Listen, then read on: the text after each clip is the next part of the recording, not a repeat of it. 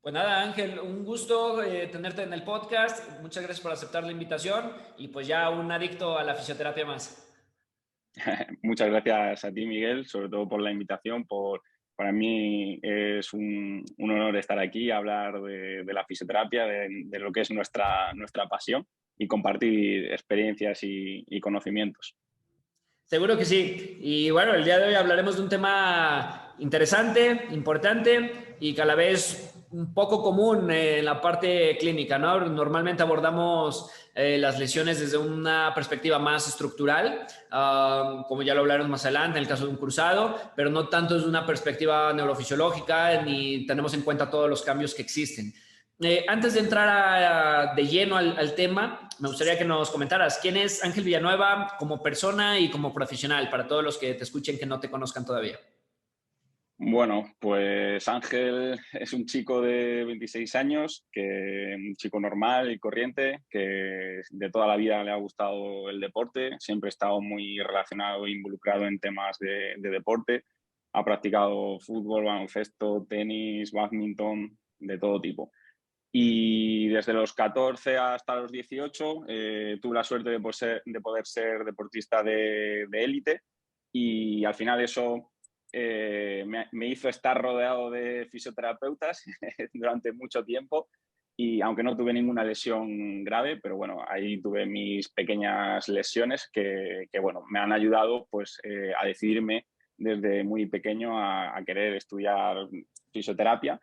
Y nada, luego estudié en Toledo, que es una ciudad cercana a Madrid, y acabé trabajando, llevo 5 años trabajando en clínica aquí en Madrid, en clínicas privadas, sobre todo en temas de fisioterapia relacionada con la deportiva, con la traumatología. Y la verdad que bastante contento con mi trayectoria, he podido colaborar con equipos, con deportistas de élite y la verdad que todo bien y muy contento por ello. Genial, Ángel. Pues vamos a ir tocando el tema y me gustaría preguntarte, para ti, ¿cuál es la importancia del trabajo en neurociencias, en fisioterapia, en cuanto a las lesiones musculoesqueléticas? Pues para mí hubo un cambio de paradigma, digamos. Yo cuando empecé a estudiar en la universidad, recuerdo que todo iba muy enfocado a nivel estructural, a nivel musculoesquelético y se profundizaba mucho todo. O sea, te enseñaban técnicas y todo muy enfocado a la zona de la lesión, a la zona donde se sufría el dolor, a la estructura.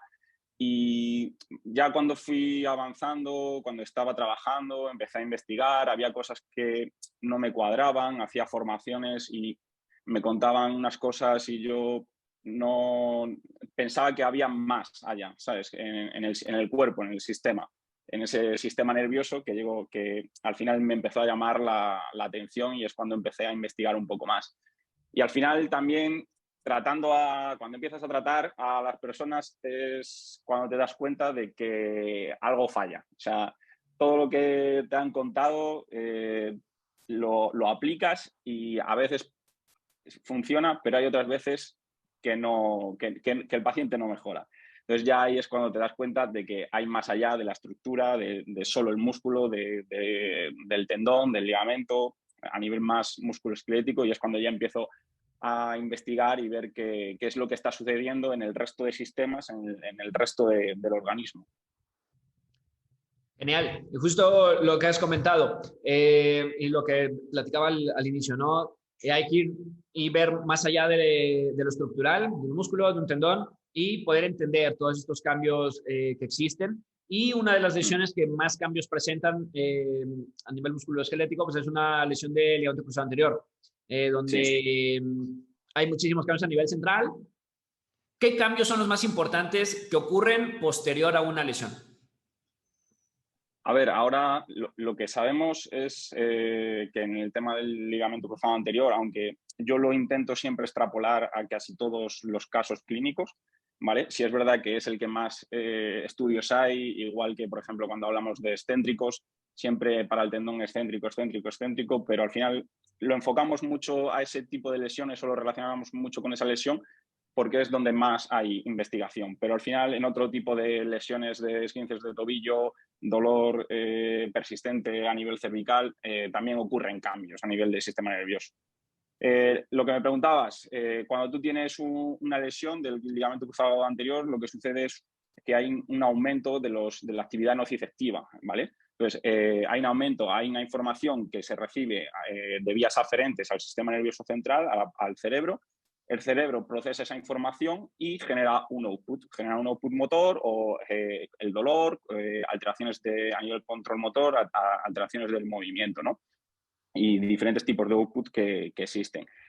¿Qué ocurre? Que si ese estímulo, esa información de las vías aferentes, esa persistencia de la activación nociceptiva se mantiene en el tiempo, al final se generan cambios a nivel del córtex somatosensorial primario y a nivel del córtex motor, ¿vale? No solo cambios a nivel funcional, sino ya se ha demostrado y las investigaciones están evolucionando muchísimo en los últimos años, que nos dicen que hay incluso cambios a nivel de la corteza, ¿vale? Entonces, eso es un poco lo que hablamos, lo que hay que intentar ir a trabajar en esas fases, intentarlo, si se puede, en fases iniciales, si no, pues cuando el paciente acude a tu clínica o a ti.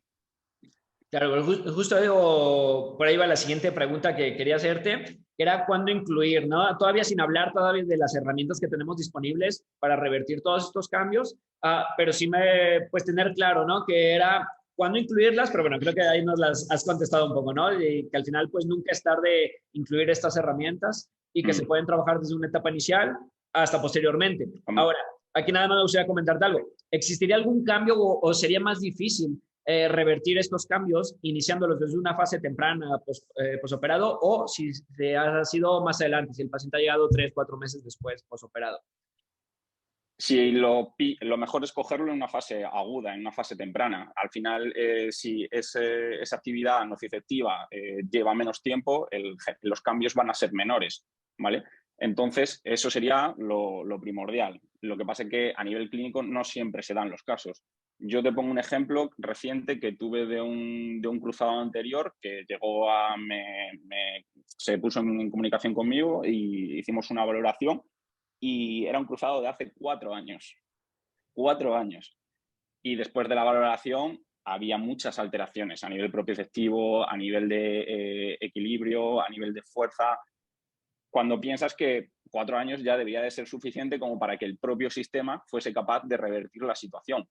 Pero no se da ese caso. Entonces ahí tenemos que intentar educar al paciente, decirle que a nivel estructural ya los cambios no van a ser notables, no van a existir apenas, sino que ya esa fase de cicatrización todo ya ha pasado, pero que sí que tenemos que centrarnos más a nivel del sistema nervioso, más a nivel neural. Entonces, enfocarlo de una forma diferente a la que se le ha enfocado en su momento o la que el paciente no conocía como tal.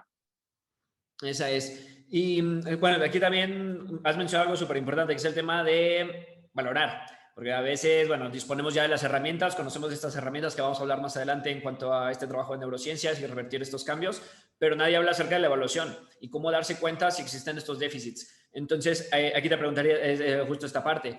¿Qué pruebas tú consideras que son las iniciales y las fundamentales para poder valorar estos déficits que llegan a existir pues, en todas las capacidades físicas, ¿no?, que se pueden evaluar? Yo personalmente tengo la suerte de que trabajo en un centro que tenemos libertad a la hora de trabajar y a la hora de hacer valoración, entonces, y tenemos una hora con el paciente. Yo entiendo que, por ejemplo, un fisioterapeuta que en una hora tiene que ver a 4 o 5 pacientes, no puedes dedicarle el tiempo suficiente para hacer una exploración completa, ¿no?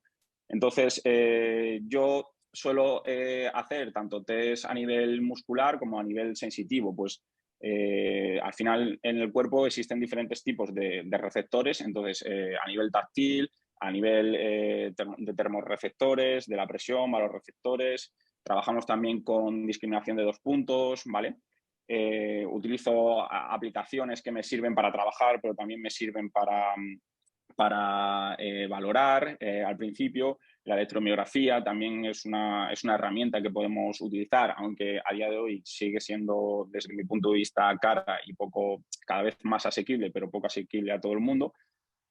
Luego utilizo también test como el test de Fukuda o el test de Trendelenburg, que a veces adaptados o modificados, pero no me quedo con la información, o sea, me quedo con una información subjetiva del paciente, ¿vale? Veo que o sea, lo que valoro en ese tipo de test, por ejemplo, es qué información aferente está recibiendo el sistema, cómo la procesa y a partir de ahí qué resultados obtengo. Entonces, si yo, por ejemplo, cojo y este paciente tenía una lesión del cruzado anterior en la rodilla izquierda, si le pongo a la pata coja y es capaz de mantenerlo, ahí, por ejemplo, el sistema visual está trabajando y me dice que no hay una gran alteración, que puede mantener esa posición. Le puedes pedir posiciones más complejas también, ¿vale?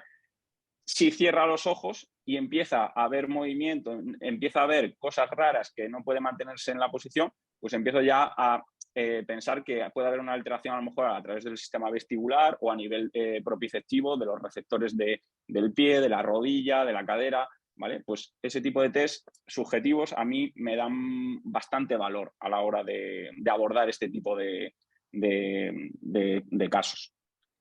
Genial. Ya tenemos una amplia ahí, pues gama, ¿no? En cuanto a valoraciones, que bueno, ya cada persona que te escuche pues puede profundizar un poquito más del tema, ya buscando todos estos puntos.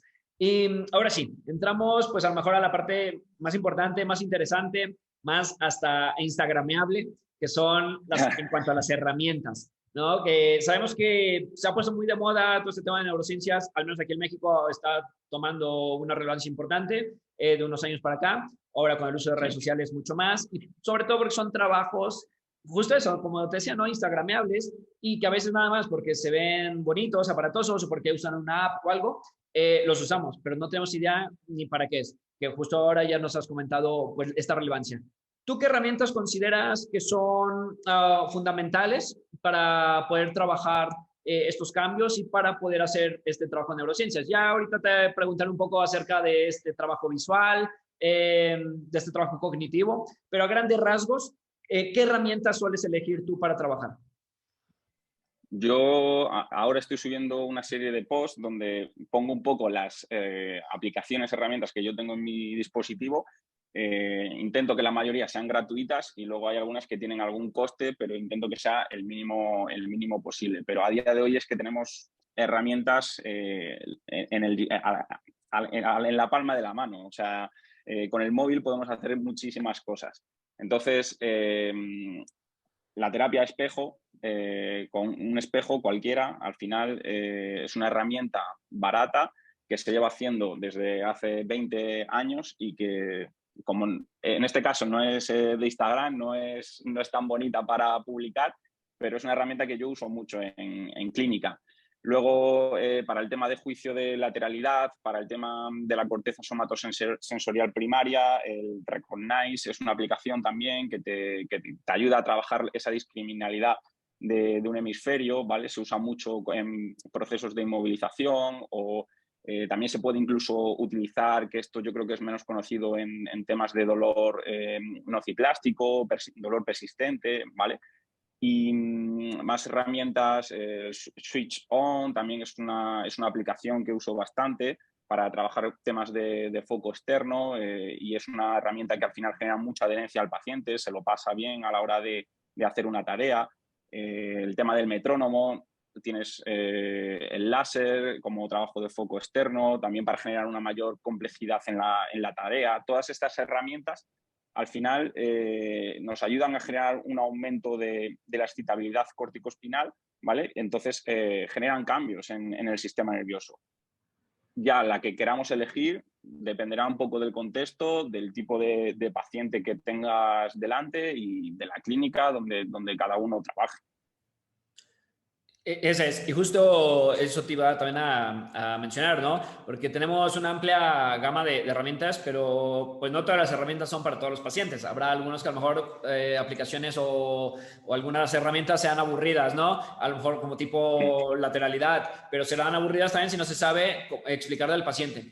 Entonces, ¿tú cómo educas a tu paciente para este tipo de herramientas? Sobre todo herramientas, por ejemplo, como imaginería, terapia en espejo, lateralidad, que si no se le explican bien al paciente o el paciente no sabe bien, no tiene una correcta educación de para qué son, pues se le pueden ser aburridas o simplemente puede ser incrédulo y que no le funcione. Entonces, ¿tú qué estrategias implementas?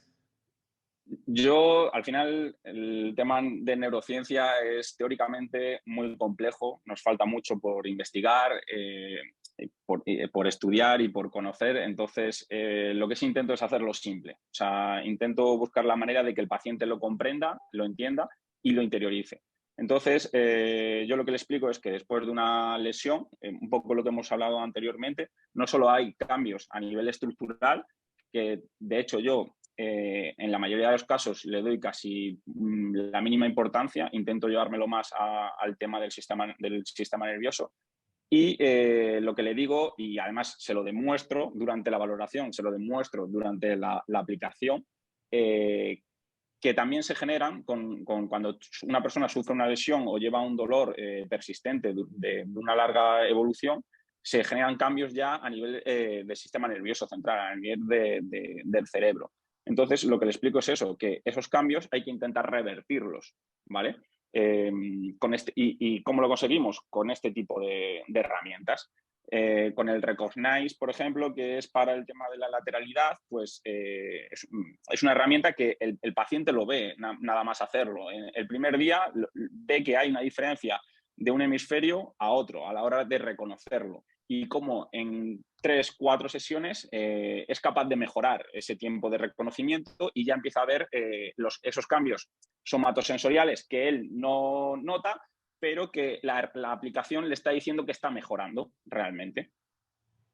Ese es, y le dice al punto, ¿no? Que es prácticamente esa parte, que no te crea el paciente, ¿no? Sino mejor que lo sienta, que al final se lo Exactamente. demuestres. Es creo que la mejor evidencia que se puede llevar a cabo para ese tipo de herramientas.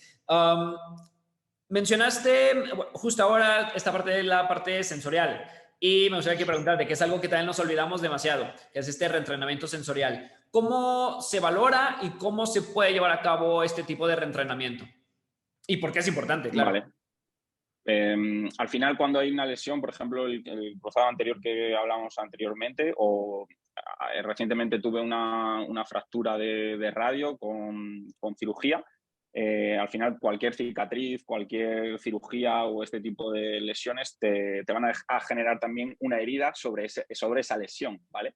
Entonces, siempre que ocurra esto, al final, lo que nosotros en nuestro sistema nervioso, en la corteza somatosensorial primaria, tenemos una imagen del cuerpo, ¿vale? De nuestra mano, de todo lo que es nuestro cuerpo. Entonces ahí se van a generar alteraciones que si no se trabajan pueden incluso persistir en el tiempo y luego generar otro tipo de alteraciones a nivel de control motor, neuromuscular o a nivel sensitivo o otro tipo de lesión, puede incluso afectar en el rendimiento de un deportista. Entonces, yo una de las cosas, por ejemplo, que hago es delimitar si hay una cicatriz o si hay un dolor en la rodilla o localizado. Divido la región en diferentes áreas, contra más pequeñas esas áreas, más difícil de reconocer para el paciente. Empiezo con áreas más grandes. Entonces, le explico un poco, enumero cada área, explico un poco al paciente el trabajo que vamos a realizar y lo que intento es que sin el sistema visual, sin que el paciente tenga la ayuda de los ojos, le pido que cierre los ojos, intente reconocer dónde genero el estímulo táctil o térmico o puedo cambiar el estímulo por algo punzante o una punta roma menos punzante, diferentes estímulos, ¿vale? Entonces, a raíz de ahí empiezo a trabajar y empiezo a generar una mayor dificultad al paciente. Otro tipo de trabajo que podemos hacer es colocar la rodilla sana en una posición, ¿vale? A nivel propioceptivo, para que el paciente trabaje la capacidad de reconocer la posición de su articulación en el espacio, en el contexto. Y con los ojos cerrados le pido que la rodilla, o en este caso la rodilla lesionada por el ligamento cruzado anterior, la coloque, vaya a la misma posición, ¿vale? Entonces, ahí yo es donde observo si el paciente es capaz de reconocer o no ese posicionamiento a nivel propioceptivo, e intento darle feedback. A veces auditivo, le explico dónde ha fallado, y otras veces le pido que después de realizarlo abra los ojos, observe dónde está el fallo e intente corregirlo. Yo insisto mucho en este tipo de tareas y que lo interiorice. Le insisto mucho en eso, porque tú puedes hacer un ejercicio y que el paciente esté pensando en otra cosa, o esté ¿sabes?, con la mente fuera, y no es el estímulo adecuado, no es el estímulo tan potente como el que puedes generar si intentas que interiorice el trabajo que estás realizando. Claro, súper importante esa parte. Y en cuanto al entrenamiento visual, ¿qué relevancia tiene? Y ya ahorita más adelante hablaremos de algunas herramientas que se utilizan para precisamente justo esto, entrenar la parte visual, entrenar la parte somatosensorial, que ya nos explicaste esta parte. Pero por ahora, esta parte del entrenamiento visual, ¿cómo se realiza y también qué relevancia tiene en este tipo de lesiones musculoesqueléticas? Yo es algo que estoy empezando a investigar, estoy empezando a ver en mi práctica clínica, y lo que observo es que sin preguntar al paciente, porque claro, si el paciente ya me da información, puede estar sesgada, ¿no? Entonces, al final es como todo, tú tienes diferentes sistemas, y en este caso hablamos del sistema visual, que recibe información aferente al sistema nervioso. El sistema nervioso procesa esa información y al final va a generar un output, va a generar una información eferente, ¿vale? Si la información que recibe el sistema nervioso del sistema visual está alterada por cualquier motivo, puede generar un estado de alarma en el sistema nervioso central. Entonces puede generarte, a través de las vías eferentes, dolor, o puede generarte limitación del movimiento, o una pérdida a nivel propioceptiva. Entonces, es un poco lo que también intento últimamente valorar y trabajar, tanto con personas, porque la gente puede pensar que a lo mejor un problema a nivel cervical, pues, o temas de dolor de cabeza, mareos y todo este tipo de cosas, puede estar muy relacionada con el sistema visual, pero es que también está muy relacionado con el posicionamiento de tu rodilla, con cómo te mueves, cómo haces un giro, cuando saltas. En un deportista, si recibe un balón, cómo ve cómo le viene el balón. Entonces, todo este tipo de cosas hay que intentar valorarlo según el contexto de cada paciente. Si juega fútbol, si está 8 horas delante de un ordenador, y intentar hacer una rehabilitación enfocada también a ese otro sistema que al final está influyendo en todo esto. Y al final, para mí, el sistema visual es una prioridad. Es el sistema primario que envía información aferente al sistema nervioso, ¿vale? Luego te puedes encontrar la propiocepción a nivel táctil, o el gusto y otro tipo de sistemas. Pero para mí el primario es el visual. Yo creo que dependemos mucho de la visión en este caso. Claro, y aquí es donde toma relevancia la primera herramienta que hemos de mencionar, que son las gafas estroboscópicas, las cuales tú sueles trabajar con tus pacientes, y que es un tema que también va escuchándose mucho también por este tema de redes, pero que muchas personas desconocían, pero que es una herramienta que, bueno, ya tiene algunos años aplicándose. Entonces, me gustaría que nos contaras un poco acerca de estas gafas. ¿Qué son? ¿En qué consisten? ¿Qué es lo que hacen? ¿Y cuál es el objetivo de trabajar con estas gafas estroboscópicas? Vale. A ver, al final las gafas son unas gafas electrónicas que te ayudan a limitar la visión del sujeto, del paciente con el que estás trabajando, a través de un bloqueo intermitente. Son digitales, entonces a través de una aplicación puedes generar este tipo de bloqueos intermitentes y modificarlo o personalizarlo a tu gusto, para generar una mayor dificultad o una menor dificultad, por ejemplo.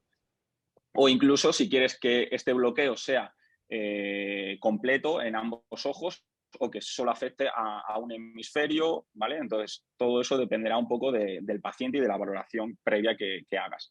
Y luego, pues, nos sirven para potenciar la agudeza visual y mejorar la toma de decisiones del paciente o del deportista. Se puede usar tanto en rehabilitación, en una fase inicial, tras un esguince de tobillo, o un ligamento cruzado anterior, pero también se puede utilizar en una preparación física para mejorar el rendimiento de un deportista. En mi caso, que estoy más enfocado al tema del fútbol, pues al final los futbolistas están todo el rato girando el cuello, mirando, observando y tienen que predecir sobre el estímulo visual tan corto que tienen en ese momento, que han girado el cuello, han mirado qué hay alrededor suyo, para luego tomar una decisión, ¿vale? Entonces, es un poco lo que nos sirve. Luego también te ayuda a mejorar el tiempo de reacción, ¿vale? Si tú cortas ese sistema visual de forma intermitente, tu sistema nervioso tiene que trabajar más, tiene que estimular e intentar predecir los movimientos o en el contexto en el que te encuentres, ¿vale? Es un poco eso, eliminar, para mí es una herramienta que lo que hace es eliminar la información visual que recibe el paciente y activar más el resto de sistemas. Esa es. Y otra de las herramientas que también suelen ser muy comunes, escuchadas y de gran relevancia es el tema de la vibración local, en el cual, bueno, se utiliza un cierto dispositivo con ciertas frecuencias, pero por ahí en algunas de tus publicaciones que llegabas a hacer en redes, pues mencionabas que también se puede suplir pues este dispositivo, por ejemplo, con una pistola de percusión. Sin embargo, no todas son aptas. Todo esto por las mismas frecuencias. Entonces, bueno, aquí en México, por ejemplo, no hay este tema de dispositivos de vibración local específicos, no los hay, y envíos es muy difícil porque es muy cara la aduana. Entonces, en la parte clínica lo podríamos suplir con esta pistola, pero ¿cómo se emplearía y cuáles sí, cuáles no? ¿Cómo sabría cuál podría ser esa dosis que debo buscar y que es necesaria? Porque si no, en lugar de tratar de estimular, de aumentar esta excitabilidad, la puedo inhibir. Sí, buena pregunta. El tema de las pistolas percutáneas, al final, lo que está estudiado a nivel científico, lo que nos dicen es que las frecuencias tienen que ser entre 50 y 80 hercios, alrededor de ahí, para generar ese aumento de la excitabilidad corticoespinal.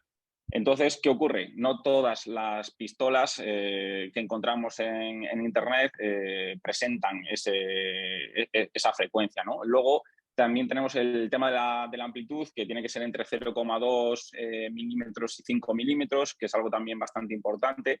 Entonces, lo que se ha visto es que pistolas de marcas bastante caras no consiguen este tipo de frecuencias o este tipo de amplitudes, y al final haces una inversión que realmente no estás generando los efectos que quieres encontrar en ese paciente. Entonces, yo, por ejemplo, no la he podido utilizar, pero sí lo he visto en compañeros y en otros centros que, por ejemplo, la pistola de Novafone es una marca que se utiliza en los estudios. Y entonces, si tú, al final, no sé si en México ocurre o no, pero aquí en España es muy típico comprar el dispositivo antes de demostrar que funciona.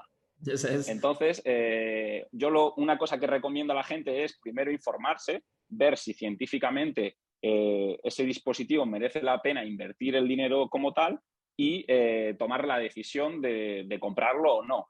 Pero el comprar un dispositivo sin saber realmente que va a generar los efectos que te dicen o que tú buscas, al final es un poco esa pérdida de dinero. Entonces, hablamos de esas frecuencias y esas amplitudes, intentar profundizar un poco en la investigación como está y elegir bien en el amplio mercado de pistolas percutáneas que tenemos a día de hoy. Ese es. Sí, totalmente de acuerdo contigo. Y también pasa mucho acá, porque al final se adquiere y bueno, es un gasto innecesario, un lujo clínico que al final se tiene arrumbado, ¿no? O cuando pasa la sensación, la moda, se queda ahí arrumbado en el olvido. Me gustaría también preguntarte acerca de estos trabajos cognitivos, estos trabajos multitask que te suelen ofrecer, por ejemplo, el hecho de utilizar ya sea un estímulo auditivo, visual, como puede ser con las apps que habías mencionado anteriormente, como Switch On, a lo mejor con unos Blazepods, etcétera, ¿no? Hay demasiados equipos. Pero nuevamente volvemos a lo mismo. Más allá de algo instagrameable, de algo muy atractivo para el paciente, de sumar una tecnología a la clínica, ¿qué relevancia tienen estos trabajos cognitivos para restablecer todas estas vías también en cuanto a las lesiones musculoesqueléticas? Sí, vale, es verdad que, por ejemplo, algunas de las aplicaciones como Switch On o HomeCode que utilizo en clínica no son, bueno, HomeCode, por ejemplo, no es específica ni hay investigación científica que te diga que esa aplicación funciona a nivel de rehabilitación, pero sí que vi que a mí realmente, aunque no estuviese previamente hecha para eso, sino para el tema de baloncesto, de básquet, yo intenté buscarle esa función, porque al final estás generando una tarea con mayor dificultad, ¿vale? Entonces, lo que al final si tú generas una mayor dificultad en esa tarea, como cuando, por ejemplo, utilizas un metrónomo, al final estás generando un mayor estímulo a nivel corticoespinal, estás aumentando esa excitabilidad. Luego la de Switch On, por ejemplo, sí que está más investigado tanto a nivel de rendimiento y como de rehabilitación. Entonces, lo que yo busco personalmente en clínica con el uso de este tipo de aplicaciones, por un lado, es generar una mayor adherencia al paciente a la hora de trabajar, de realizar esos movimientos, generar un foco externo, ¿vale? Tuve un paciente con un ictus que, por ejemplo, a la hora de subir el brazo, a partir de un cierto grado, le costaba mucho. Y claro, no es lo mismo decirle, venga, vamos a subir el brazo, ¿sabes? De una forma que no genera ningún tipo de motivación. Entonces, al no generar ningún tipo de motivación en el paciente, el estímulo es mucho menos potente también, ¿vale? Entonces, a través de este tipo de aplicaciones le genero esa motivación, le genero el que esté más implicado y a través del foco externo que no se dé cuenta ni siquiera de si está subiendo el brazo más o menos. Es una forma de engañarle a él, aunque no esté bien dicho, engañar al paciente y engañar a su sistema nervioso. A mí, en clínica, eso me gusta mucho. O sea, me gusta trabajar y engañar al paciente para que haga cosas, o a su sistema nervioso central, para que haga cosas que de otra manera no se atrevería o no sería capaz de realizar, por ejemplo. Claro, que al final pues es el objetivo, ¿no? Porque esto se puede adaptar perfectamente con algún trabajo de fuerza, con algún otro trabajo para complementar alguna otra capacidad física. Y no es lo mismo a poner un trabajo de fuerza solo, sin ninguna motivación, aburrido, que al final por eso la gente no va al gimnasio por eso, o no hace ejercicio por eso, porque se hace rutinario. Y de esta es una gran manera de poder generar esta adherencia, como bien lo has comentado, ¿no? Engañar al paciente y engañar a su sistema. En O cuanto... incluso... No, dime. Sí, nada, que incluso, por ejemplo, si tú tienes una persona que quiere hacer un back squat, que quiere hacer una sentadilla y es un deportista y ya está acostumbrado a hacer ese tipo de tarea, al final no estás generando una mayor dificultad a esa persona, entonces el estímulo a nivel del sistema nervioso va a ser mucho menor que si, por ejemplo, haciendo esa misma tarea, ese mismo ejercicio, le colocas un metrónomo. O yo llegué a tener un deportista que levantaba en sentadilla 150, 180 kilos y tenía un dolor de rodilla y ya no podía levantar ni siquiera 20 kilos haciendo sentadilla. Y fue súper curioso el caso porque busqué generarle cambios a nivel biomecánico, a nivel técnico, durante la sentadilla y no conseguíamos ningún tipo de cambio significativo. Le coloqué el metrónomo y lo pensé, en ese momento lo estaba pensando y digo, este tío es deportista, este tío necesito generarle un estímulo mayor todavía. Le puse el metrónomo, le puse el láser y se puso a hacer sentadillas sin dolor. O sea, el tío estaba flipando porque llevaba un año teniendo dolor y en ese momento conseguimos que empezase a trabajar la sentadilla con poco peso para él, pero sin dolor, después de un año sin poder hacerlo. Entonces, al final, es un poco ver el contexto, qué tipo de paciente tienes, intentar jugar con los estímulos para generar los resultados que buscas.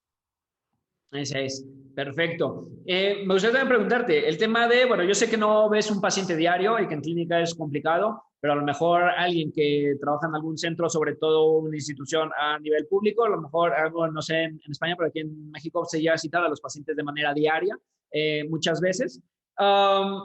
Si quisieran implementar este tipo de trabajo de neurociencias, se puede trabajar diario, se debería trabajar de manera espaciada, tiene un beneficio extra si se trabaja con un deportista en un club 2 veces al día,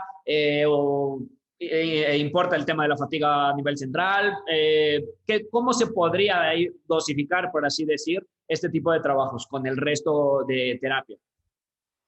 A nivel científico, yo no sé si hay estudios como tal que nos expliquen o nos digan si esto sucede, cómo hay que controlarlo. No sé si, porque al final es tan amplio y hay que contextualizar y personalizar con cada, o sea, individualizar con cada persona, porque no es lo mismo a lo mejor generar cierto estímulo en un deportista que a lo mejor en una persona de 60 años, que un estímulo le puede generar mayor fatiga y al día siguiente no querer generarle otra vez ese estímulo. Pero sí es verdad que desde mi punto de vista hay un poco, intento utilizar la lógica, contextualizo, intento individualizar con cada paciente, pero sí que es verdad que creo que contra más trabajes, al final, sin pasarte, al final vas a generar cambios más rápidos y vas a generar mejoras más rápidas. Entonces, a mí no me importa, yo he trabajado con deportistas y he trabajado diariamente, siempre y cuando pues, he ido viendo la respuesta de la persona.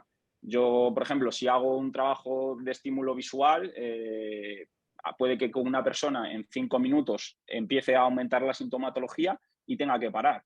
Puede que con otros trabaje, no sientan un estímulo suficiente y tenga que incluso aumentar la dificultad, posicionándole en otra, pidiéndole otro tipo de posición o generando estímulos más potentes. Entonces, es un poco ir viendo, yo intento observar cómo responde, qué respuestas obtengo en cada tratamiento. Es valorar, tratar, valorar, valorar, tratar, valorar todo el tiempo, retestear, ver qué es lo que te dice su cuerpo, su organismo. Claro, y así tener de esa manera, pues todo de una manera objetiva, ¿no? Que al final es lo que necesitamos hacer como oficios. Ya para ir cerrando, Luego pues este tema. ¿Ah? Dime, dime.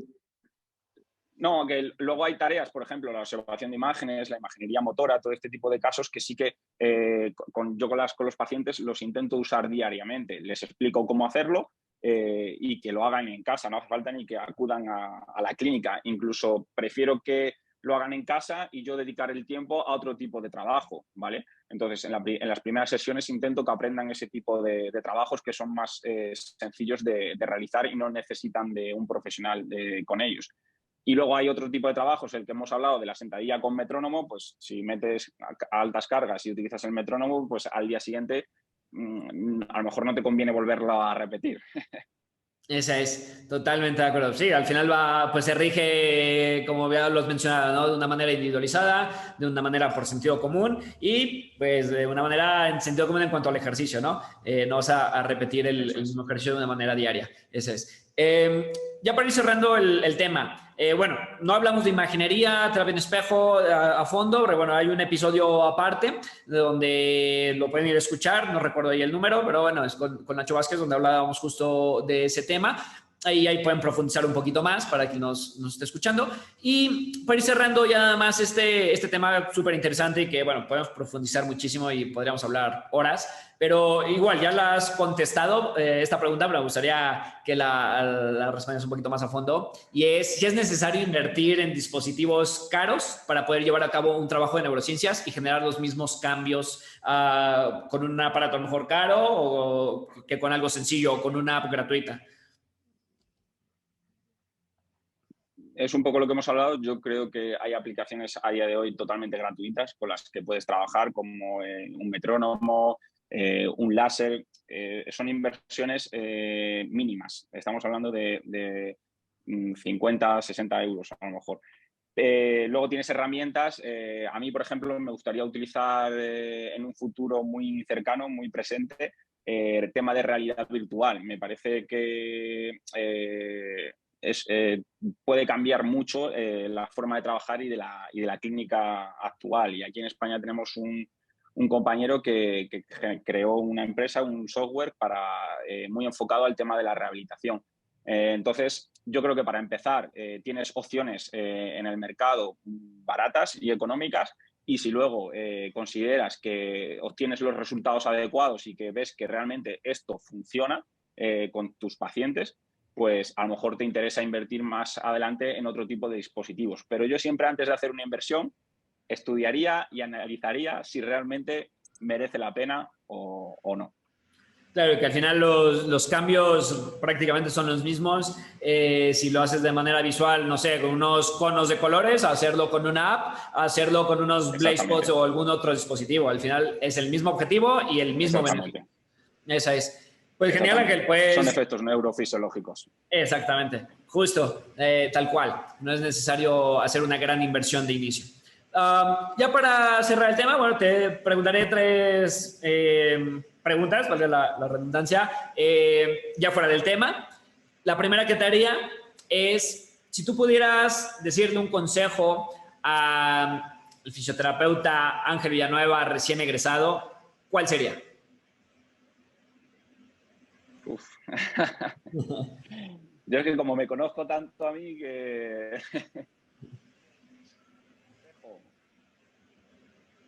El que he dado recientemente yo creo que es muy interesante porque yo en su momento pegué.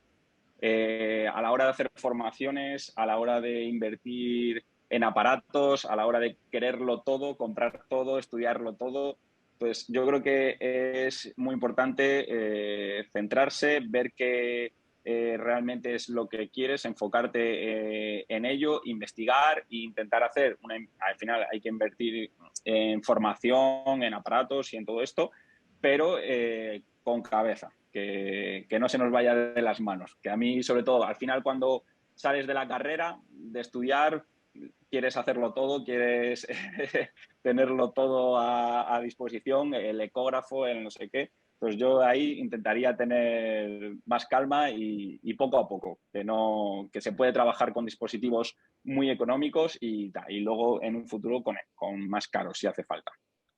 Perfecto. La siguiente pregunta que te haría es, ¿cuál es el consejo que antes les dabas a compañeros fisios, a lo mejor menores, y que ahora ya no lo volverías a dar?